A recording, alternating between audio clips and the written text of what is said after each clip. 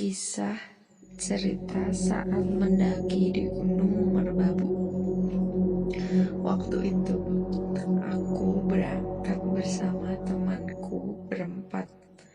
Namanya Indra, Joko, sama Devi. Kami pun berangkat dari Solo sekitar jam 10 malam. Sampai Boyolali kami berhenti. Kita berencana untuk angkringan dulu. Soalnya kami semua sebelum berangkat belum ada yang makan. Terus kita ngobrol-ngobrol sebentar, sekitar 15 menit lah. Kita lanjut perjalanan. Pada pukul 12:30 kita sampai base camp Selo. Sebenarnya planning kita mau langsung lanjut summit malam itu juga, tapi karena ada peraturan baru, mungkin ya kayaknya ada peraturan baru, dilarang muncak jam 10 lebih. Mungkin juga karena di atas mungkin cuacanya juga buruk atau gimana juga nggak tahu. Jadi kita memutuskan untuk menginap semalam di base camp. Dan keesokan harinya, waktu pagi, kita ngobrol-ngobrol sebentar sambil ngopi, sambil bikin mie instan. Terus waktu pukul udah jam 6 pagi, kita sarapan itu, terus sekitar jam 8 kita naik. Kita berangkat muncak. Waktu itu kita sih cuma bawa makanan, bawa minuman, sama bawa kompor aja ya, maksudnya bawa bekal dikit, tahu seadanya lah. Karena rencana kita itu memang bukan untuk muncak nginep ya, bukan untuk ngecamp, tapi cuma kayak TikTok aja sih rencana awal. Di tengah perjalanan sebelum pos 1, Devi merasa mual. Mungkin itu yang dinamakan mabuk gunung kali ya, nggak paham juga aku. Terus yaudah kita berhenti aja dulu sekitar 10 menitan lah. Terus Devi udah mulai enakan, terus kita lanjut lagi lah pelan-pelan sampai pos 3. Kita istirahat lagi dan kita juga bikin mie di situ sembari makan. Sekitar udah 1 jaman kita mau lanjut, tapi Joko ngajak Devi turun aja karena Joko takut perut Devi kambuh lagi kayak tadi, kayak pas mal-mal tadi. Yaudah, kita putuskan Devi sama Joko turun dan aku sama Indra lanjut lagi. Waktu itu sih kita muncak saat musim kemarau, jadi emang banyak debu waktu itu, parah banget debunya. Pakaian kita dari kaki sampai kepala itu semuanya penuh dengan debu. Singkat cerita, sampai Sabana 1 kita berhenti istirahat sebentar lah sambil foto-foto. Ya mana mungkin sih di sana mau kehilangan momen foto. Di sana emang keren banget sih.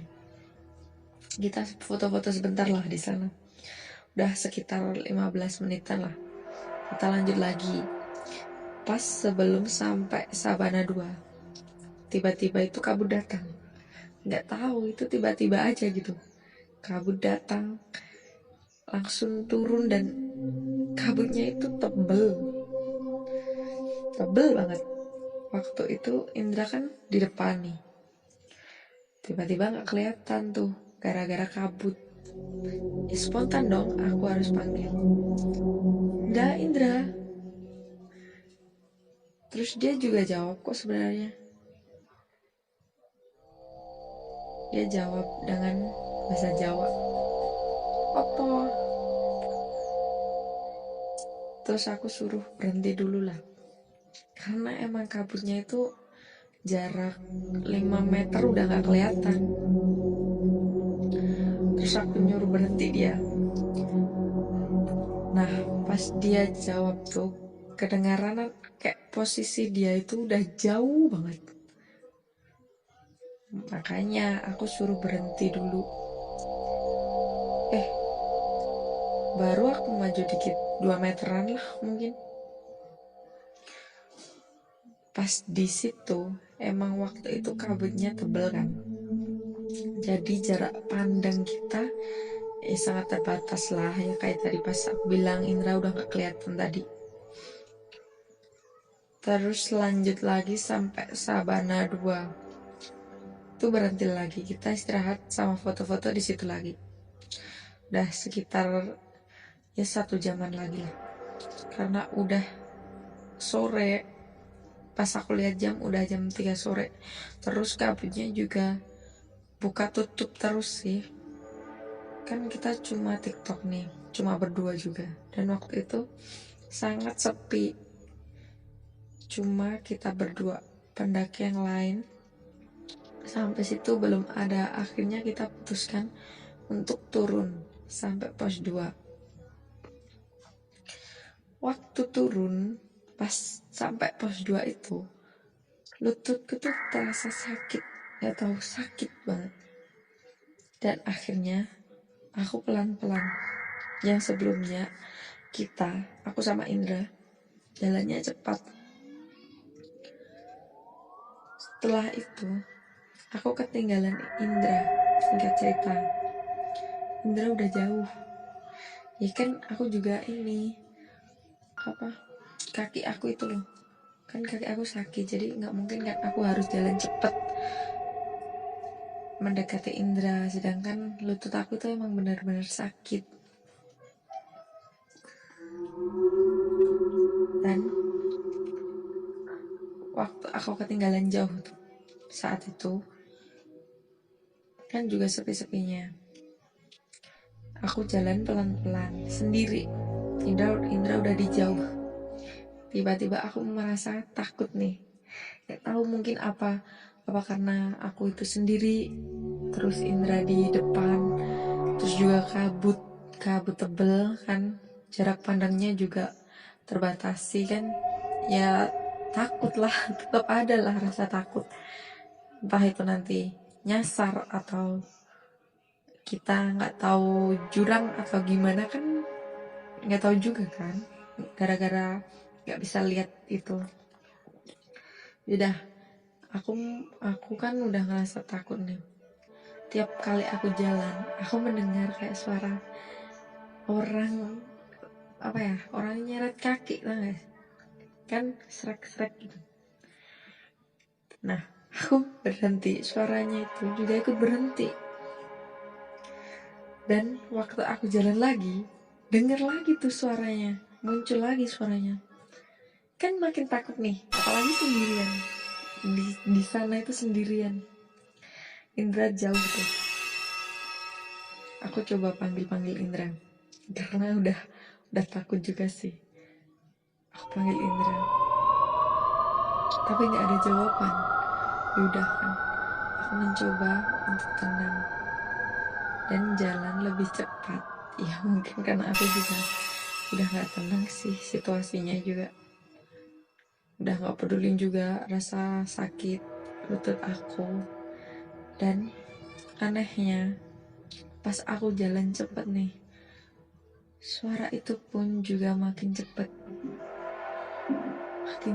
dan juga makin mendekat. Udahlah, tuh kayak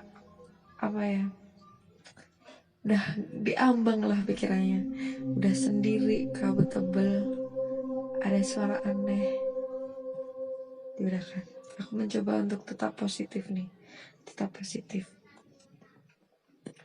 Aku tengok kanan, tengok kiri, belakang juga gak ada orang. Terus itu suara dari mana coba? Udah kan, baru ngeh, lama-kelamaan nih aku baru ngeh. Dan suara itu ternyata berasal dari gesekan plastik yang aku bawa tadi di tas. Parah sih, parno banget sumpah. Akhirnya aku sedikit lega lah, tapi tetap aja rasa takut aku belum hilang, karena waktu itu sepi, nggak ketemu pendaki lain lah, nggak ada orang lain, nggak ada orang turun. Akhirnya aku mempercepat lagi jalanku, dan alhamdulillah ketemu Indra di pos 1. Waktu aku ketemu Indra di pos 1, dia tuh ternyata juga udah nungguin aku di sana. Habis itu aku bilang pakai bahasa Jawa, Indra, bareng wae, ojo ndisiki. Terus dia bilang, katanya tadi dia denger suara wanita.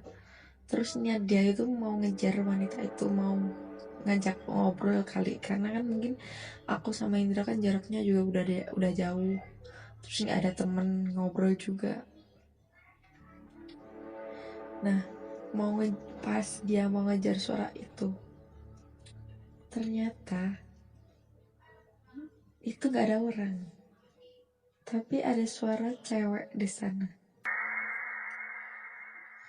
Ya aku berpikir mungkin itu pendaki juga mungkin. Dan nggak tahu kenapa Indra itu ngomongnya itu nggak ada orang. Padahal suara itu deket banget sama Indra. Suaranya itu deket banget sama Indra. Tapi nggak tahu kenapa itu nggak ada satupun orang di sekitar dia. Padahal dia itu ngerasa suaranya deket banget dari dia.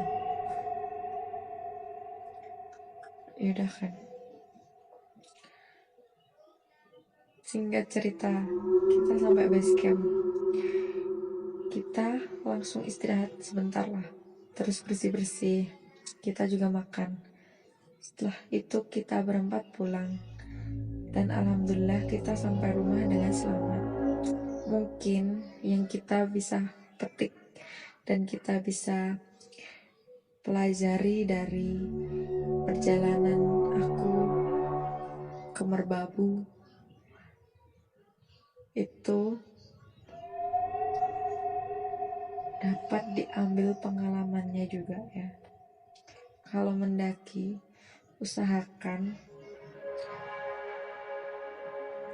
tetap sama teman-teman, tetap bareng-bareng. Jangan ada yang mendahului, apalagi kalau cuma berdua.